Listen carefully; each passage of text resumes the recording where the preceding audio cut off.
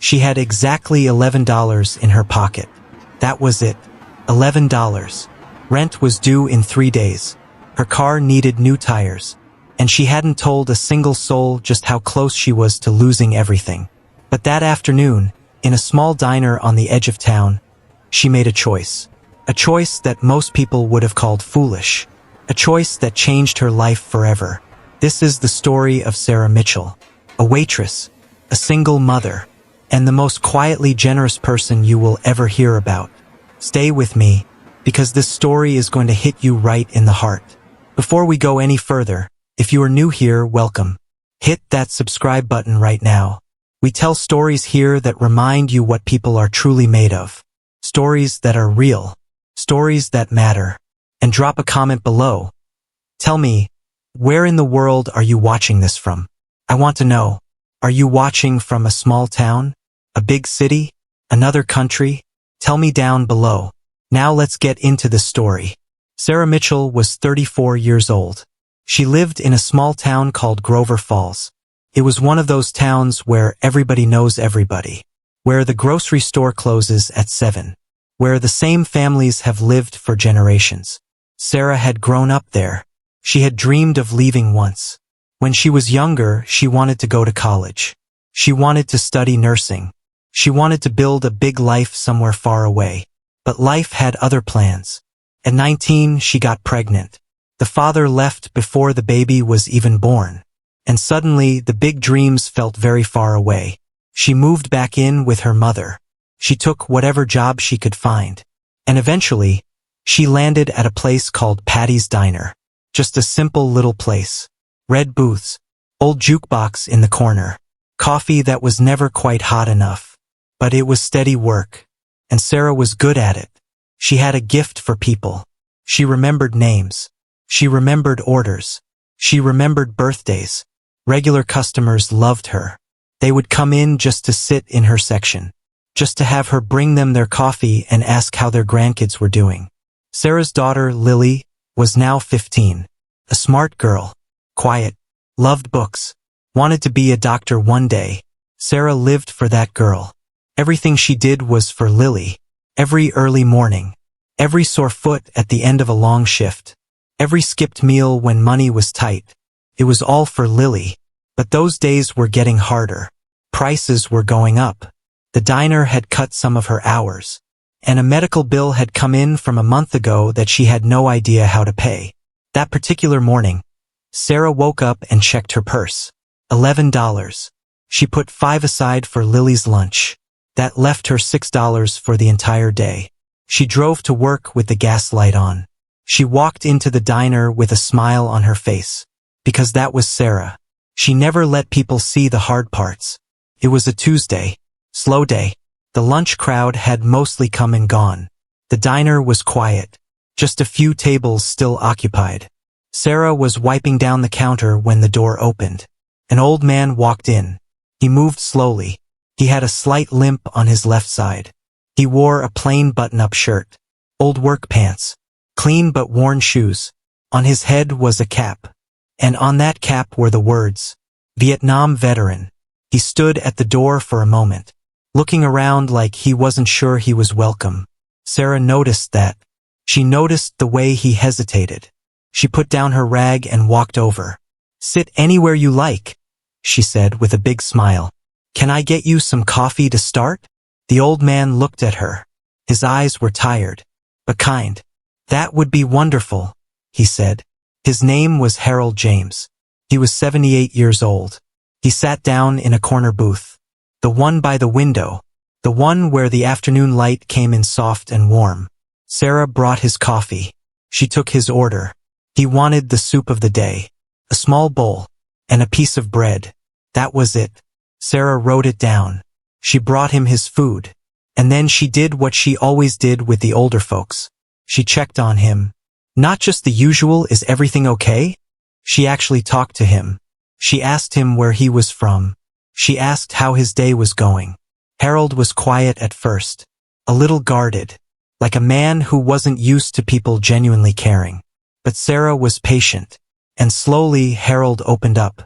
He told her he used to live in Grover Falls years ago. He had just come back to visit, to see the old town. He said it had changed a lot. He said he didn't recognize most of it. He said he felt like a stranger in a place he used to call home. Sarah listened to every word. She sat across from him for a few minutes during a slow stretch. She asked him about his service. Harold paused. He looked out the window. 50 years ago, he said quietly. Feels like another life. They talked for a while. Harold told her a few small things. Not the dark things. Just small things. The friendships. The way the other men would joke around to keep morale up. The letters from home. Sarah listened. She didn't rush him. She didn't look at her watch. She just listened. When Harold was done with his meal, he reached into his pocket. He pulled out an old worn wallet. He opened it. And Sarah noticed, without meaning to notice, that it was nearly empty. There were a few bills in there. Not many. Harold carefully took out the money to pay. He counted it slowly. He placed it on the table. The meal was $8.50. Harold left $9.50 tip. He put on his cap. He slowly got up from the booth. He nodded at Sarah. Thank you, he said. You're good people. He walked toward the door, and Sarah stood there, looking at that 50-cent tip, looking at the door closing behind him. And something happened inside her. She couldn't explain it. She felt it more than she thought it. She walked quickly to the register. She opened her own purse. She took out the $6 that were left to her name. She put that toward Harold's bill. She voided his payment. She ran out the door. Sir, she called. Harold stopped. He turned around slowly. Your meal is on me today, Sarah said. Harold looked at her. He frowned a little. I can pay, he said. His voice was firm, proud. I know you can, Sarah said. But I want to. You served this country. The least I can do is buy you a bowl of soup. Harold looked at her for a long moment. His jaw was tight, and then something shifted in his face. His eyes went soft. He pressed his lips together, and he nodded. Thank you, he said. His voice was quieter now. That means more than you know. He turned and walked to his car.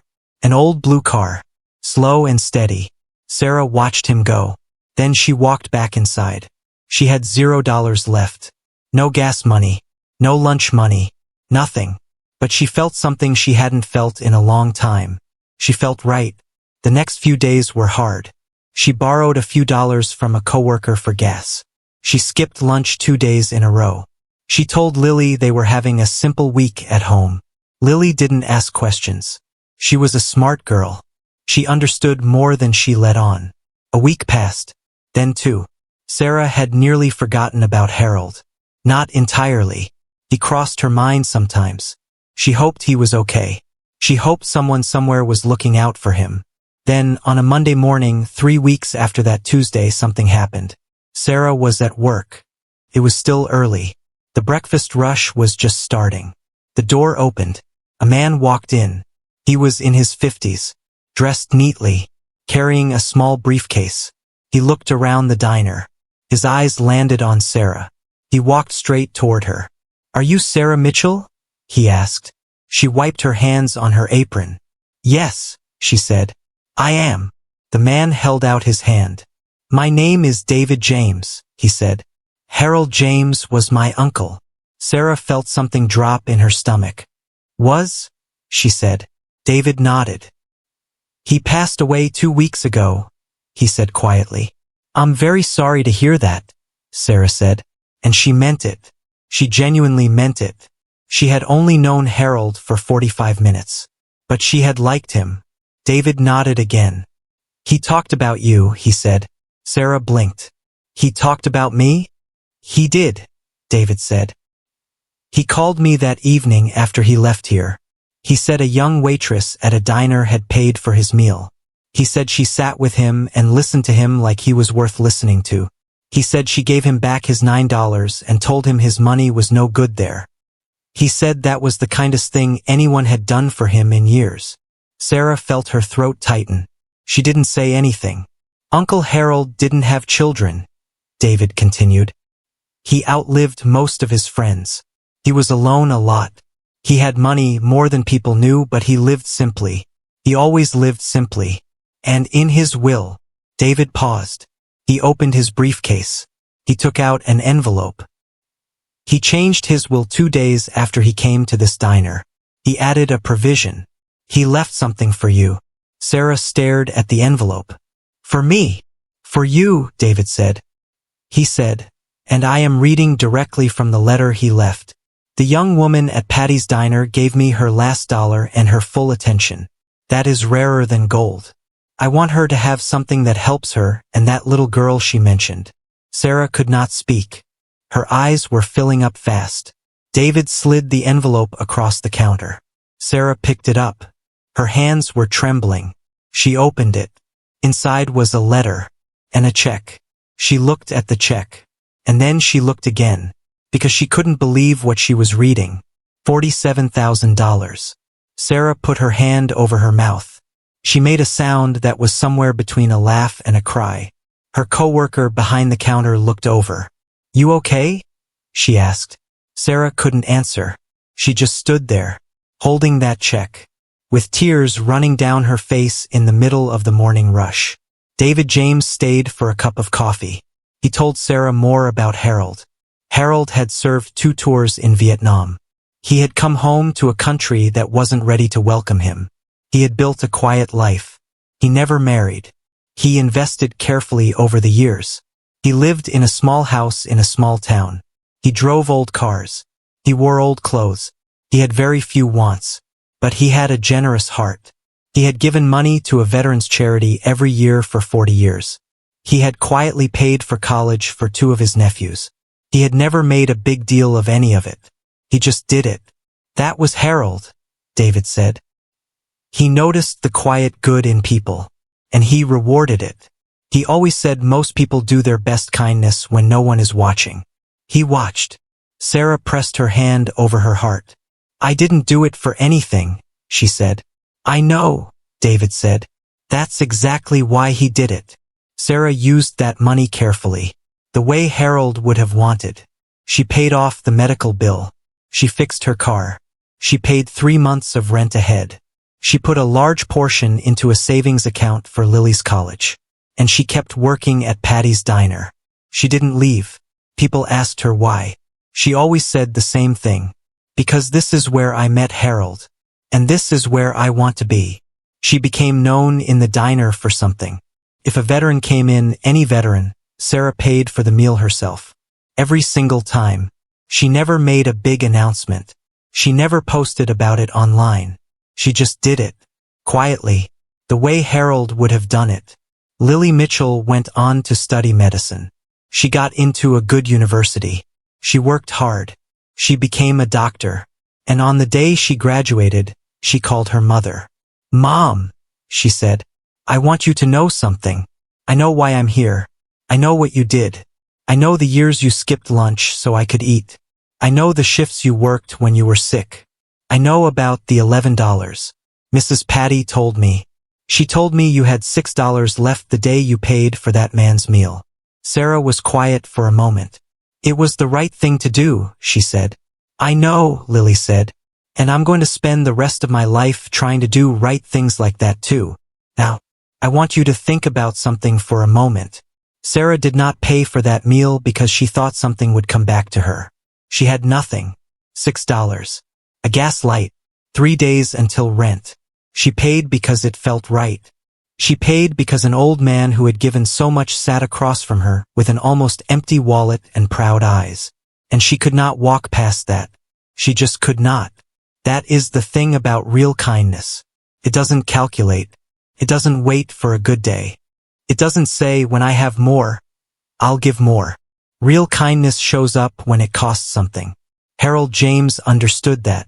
He spent a lifetime watching for it. And on a quiet Tuesday in a small diner, he found it. There is something else I want to say. We live in a world that moves very fast. We scroll past people. We walk past people. We get too busy, too tired, too distracted. We stop seeing. But Sarah saw Harold. Not his old shoes. Not his slow walk. Not the 50-cent tip. She saw a man who had lived a big, hard, quiet life. and she treated him like he mattered. Because he did. They all do. The old man eating alone at the corner table. The quiet woman at the bus stop. The veteran with the worn cap. They all have a story. They all have a life full of things we will never know about. And sometimes all they need is for someone to sit down, look them in the eye and say, "I'm listening." That's it. That's all Sarah did. And it changed everything. Harold James never knew the full impact of what he did for Sarah. He passed before he could see it unfold. But I like to think he knew enough. He knew her name. He knew about Lily. He knew she was good people. And he made sure that goodness was honored. That is the kind of man he was. A man who noticed. A man who acted. A man who believed that small kindnesses were never really small. So here is what I want to leave you with today. You may not have much right now. Times may be hard. The gas light might be on. The rent might be close. The bank account might be scary. But you always have something to give. A few minutes of your time. A genuine question. A real smile. A bowl of soup. Those things cost almost nothing. And they mean everything. You never know who is sitting across from you. You never know what someone is carrying. You never know what your small act of kindness will set in motion. Sarah Mitchell didn't know. She just did the right thing. And the right thing, as it turns out, has a very long memory. If the story moved you, if it made you feel something, share it with someone today. Share it with someone who needs a reminder that good people still exist. That kindness still matters. That it still counts. And if you haven't subscribed yet, please do it right now. Every story we tell here is a true reminder that the human heart is capable of extraordinary things. You don't want to miss a single one. And one more thing. Drop a comment. Tell me where you're watching from. Tell me if the story reminded you of someone you know. Tell me if you've ever had a moment like Sarah's, where you gave something when you had almost nothing left.